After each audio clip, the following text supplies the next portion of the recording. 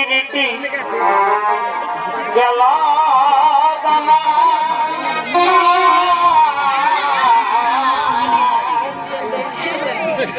ভাই তোর পিরিতি গেলা ছিল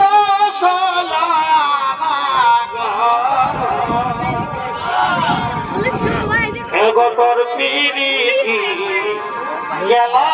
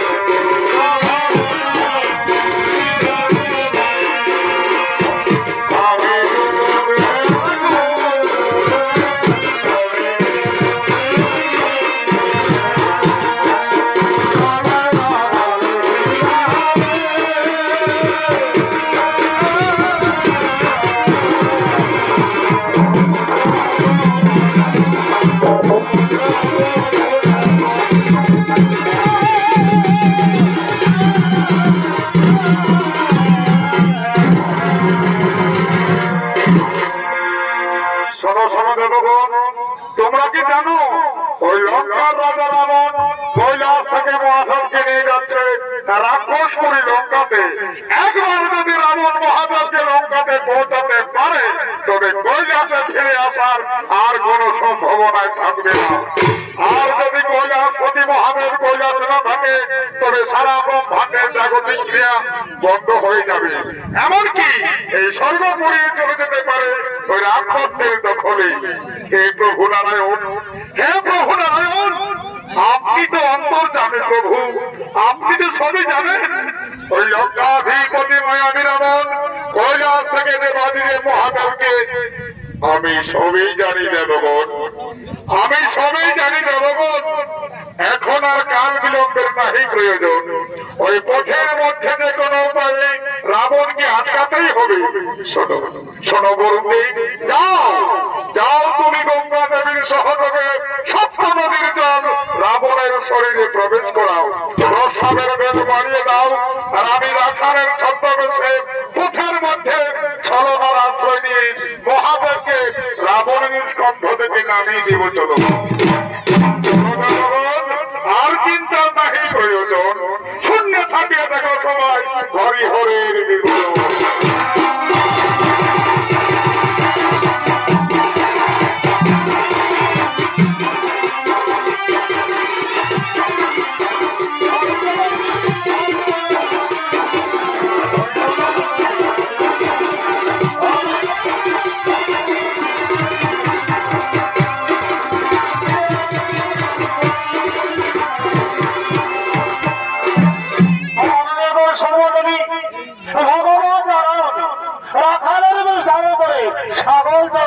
করতে আগমন করছে সপ্তদশে নারায়ণ করেছে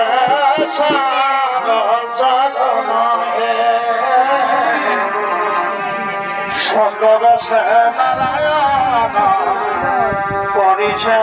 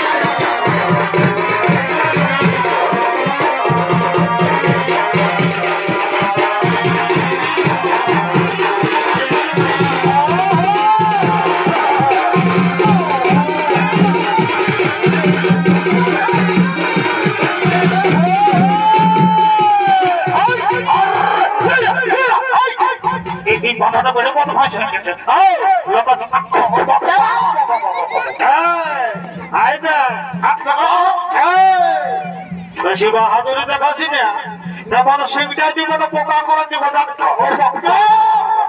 হ্যাঁ দেখবি সকালে কথা দেব পরাণের হার দিকে, বুঝতে পারবি মজা না।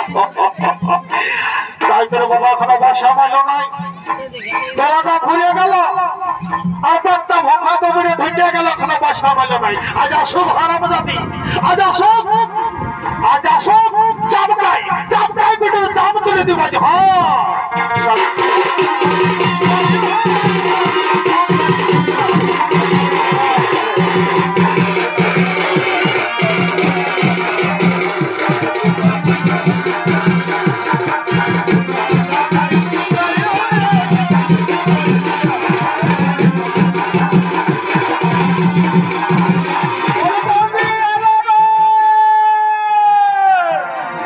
এইবারে না পৌঁছে মনোযোগ সামনে আসছে।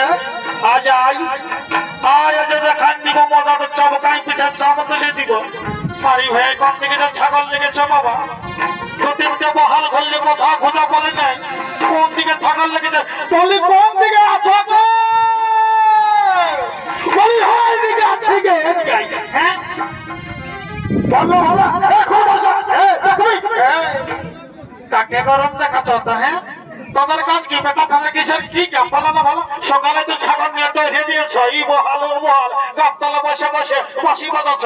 মায়া লাগার কত কাম করা জানো? বহাল গোবর ধান পাট ছাড়াকে সিনাই করাই স্কুল পাঠাচ্ছি, তারপর বসো। ঠিক আছে ঠিক আছে, আনা না না না এখানে বসন্ত আগে খাইয়েলি তারপর যা হওয়ার হবে।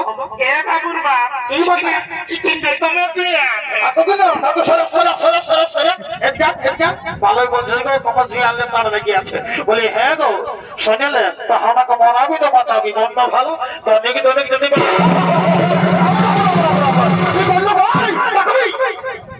তারপরে সকাল মধ্যে দোকান দিলে মারাটা এবার টাকে আর খাওয়া চলে।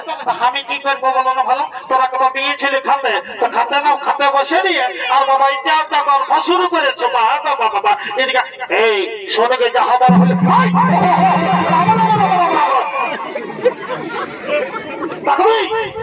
বলে এগো বলে শোনা এগো শুনেলে আজ এই বড়ি ধানটার কি যে হয়েছে একদম চলছে নাই। এই ডাক্তার বর্ষার শুধু মেয়ে করছে, কি যে হয়েছে আমি কোনো বুঝতে পারছি না, একদম চলাচল করছে নাই। কি যে হয়েছে বড়ি ধানটার কে জানে বাবা।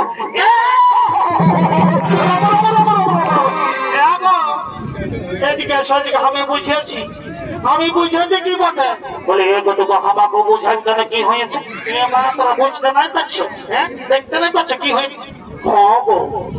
এতক্ষণ আগে বুঝেছি, ঠিক আছে ভালোই হয়েছে। এইবারে ক্রীড়া জাতের ছাগল আমরা রাখবো না, এটাই জাতের ছাগল রাখবো না, একটু বড় জাতের দেখে। দেখো শুনিয়ে আমি শুনেছি বাসাবুরি নদীতে বড় জাতের ছাগল আছে, তুই সোজা নিয়ে যাও।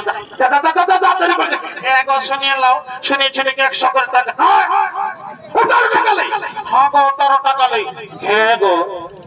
লক্ষ্মী ভান্ডারে ঢুকছে না, যাও 100 টাকা তুই নিয়ে নিবি।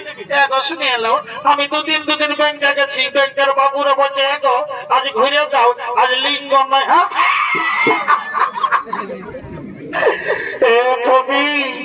ওটা লিঙ্গ নয় গো, ওটাকে লিঙ্গ বল কে জানে। ধর আমি মায়া লোক তো সব নাই। ঠিক আছে কাজ কর, ছাগলটা ধর আর যা ঘরকে দাম দেখবে যাই না দিকে ঘুরতে 100 টাকা আছে আর লিবি আর সোজা বা সাবুর দিকে যাবি, কোথায় পাবি যা ধরে আই যে একটা ছাগল ধরতে পারবি। হ্যাঁ তবেই বলো মায়া লোক রে বাবা মুখের ঠ্যাং ভাঙতে পারে না। ঠিক আছে দেখে সোজা নিয়ে যাবি যা, কেমন? হ্যাঁ দেরি করিস না। আর আমি কথা থেকে চড়া নিচে যাচ্ছি। মাননীয় দর্শক মন্ডলী, এমন সময় লঙ্কা সগাবন শিবলিঙ্গ স্কন্ধনে ধীরে ধীরে ওই পথে বলে এগো শুনছ হয় ভালো একটা লোক আসুগুলো তুই জানো তোকে কি করছে এমন সময় রাবণের খুব প্রস্রাবের বেগ বেড়েছে। তাই রাবণ মনে মনে ভাবছে তাই তোর বাবাই শিবলিঙ্গ নিয়ে তোর প্রস্রাব করা যাবে না। এখানে কি দেখো বাবাটা মায়া লোক দেখতে পাইছি। বলে এগো শুনছ কাকে বলছিস মারি বেটা? এগো তোকেই বলছি। কি বলছি? বলে শোনো কি শুনবো রে? হ্যাঁ তোর মায়া লোক দেখলে এগো তোকে শূন্য কথা কার বটিস, তোকে ফোন নম্বরটা তো মারি এদিকে আরে ভাই বহু একটা সফল কাজে যাচ্ছে, সেই সময় ভাষা শুরু করি। কি বটে হামাকে বল আর কথা শুরু ভাই এটা কি বটে তোমার কাম। শোনো রাখাল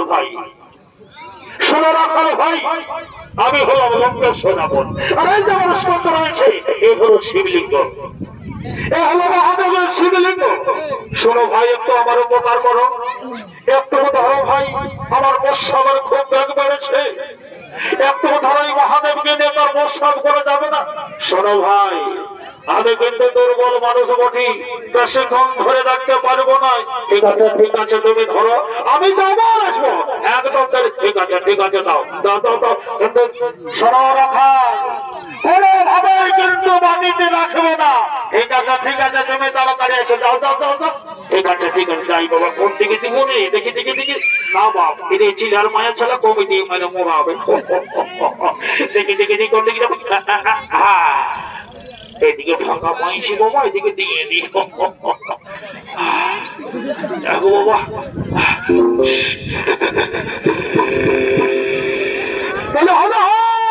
একটু দাঁড়া ভাই, একটু দাঁড়া। হয়ে গেল একটু দাঁড়া হয়ে গেল। কি হয়েছে আজ যে বন্ধই হচ্ছে না রে বাবা। বাবারি বলে হবে একটু দাঁড়ানো ভাই, এই তো হয়ে গেল। রাবণ কত সহজ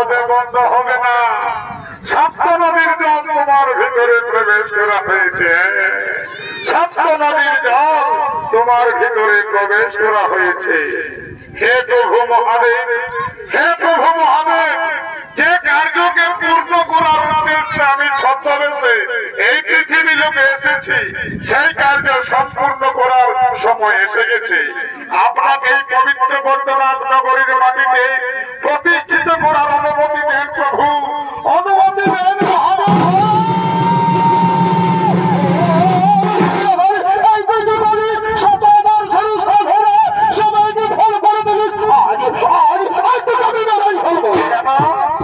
আমি তো কতবার তোমাকে ডাকলাম, কিন্তু তুমি সেই সকালে প্রস্রাব করার জন্য গেছো, আর এখন সন্ধ্যার সময় আসছো। আমি দুর্বল মানুষ, আমি কি আর অতক্ষণ ধরে শিবলিঙ্গকে রাখতে পারি? তাছাড়া আমি ব্রাহ্মণ মানুষ, আপনি এত বড় রাজা, আপনি রাজা হয়ে ব্রাহ্মণ হত্যা করবে? আমি করতে চাই না, আমার সম্ভব ঠিক আছে বাবা, আমি যাচ্ছি, দেরি করবো না। তুমি তোমার মহাদেবকে সামলাও, আমি আমার ছাগলকে সামলাচ্ছি। কোন দিকে দাদা এদিকে দেখছেন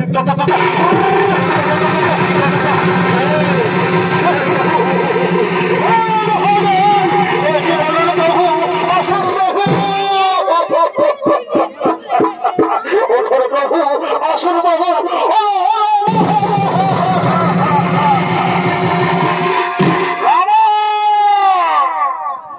শিবলিঙ্গ আমার প্রাকৃতিক রূপ, প্রকৃতিতে মেশার পর প্রকৃতির মধ্যে প্রতিষ্ঠিত হয়ে গেছে।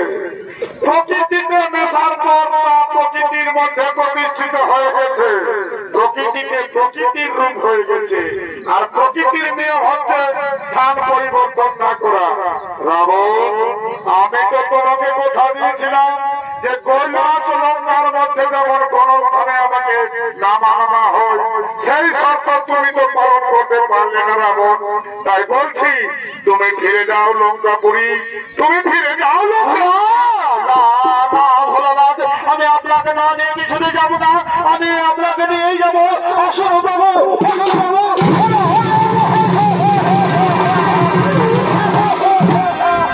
নারায়ণ নারায়ণ নারায়ণ। বৃথা চেষ্টা কেন করো রাবণ? বৃথা চেষ্টা কেন করো রাবণ? ছলনা করে পালন করতা তোমার কাছ থেকে শিবলিঙ্গকে নিয়ে এই পবিত্র বৈদ্যনাথ নগরীতে ভোলা বাবাকে প্রতিষ্ঠিত করেছে। তুমি আর অযথাই সময় নষ্ট না করে ফিরে যাও লঙ্কায়। নারায়ণ নারায়ণ। আমি তোকে ছাড়বো না, আমি তোকে ছাড়বো না, আমি সব কিছু শেষ করে দেবো। শোনো রাবণ, এই শিবলিঙ্গ এখানেই প্রতিষ্ঠিত হয়ে গেছে। এই শিবলিঙ্গ এখানেই প্রতিষ্ঠিত হয়ে গেছে। এখান থেকে কোনোভাবে আর তোলা যাবে না। এই বৈদ্যনাথ ভূমিতে শিবলিঙ্গ দর্শন করে পৃথিবী লোকের সমস্ত নরনারী ভোলানাথের কৃপা লাভ করবে। শিবলিঙ্গের উপর তোমার হাতের বৃদ্ধাঙ্গুলের ছাপ, ওই যে তুমি দেখতে পাচ্ছ, সেই ছাপ কোনোদিনও মুছে যাবে না। তাছাড়া তোমার ওই দীর্ঘ সময় ধরে প্রস্রাবের জলে এক বিশাল জলাশয়ের সৃষ্টি হয়েছে। তা সমস্ত নরনারী দর্শন করে তোমার কোথাও মনে করবে যুগে যুগে। তাই বলছি, তুমি বৃথা চেষ্টা না করে ফিরে যাও লঙ্কায়। নারায়ণ নারায়ণ।